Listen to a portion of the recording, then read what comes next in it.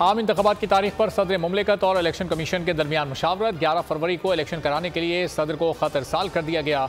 Election 11 फरवरी को होंगे। Commission ने सुप्रीम कोर्ट में तारीख बता दी। चीफ इलेक्शन कमिश्नर की ज़ेर सदारत इजलास। कल सुप्रीम कोर्ट को इंतजामात से आगाह किया जाएगा।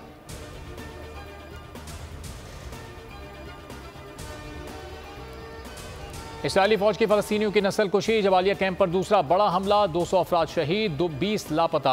अक़वाम मुत्तहिदा के स्कूल पर बमबारी। हज़ारों अफराद पनाह लिए हुए थे। शहादतें 9000 से जायद। रफा क्रॉसिंग से गैर मुल्कियों का इनखला। 400 से जायद गैर मुल्की शहरी और जख्मी मिस्र में दाखिल।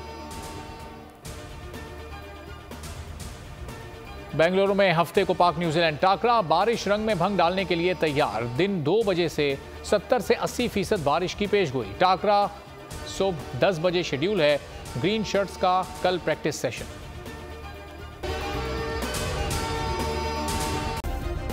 सब्सक्राइब करें और बेल दबाएं ताकि कोई खबर रह न जाए।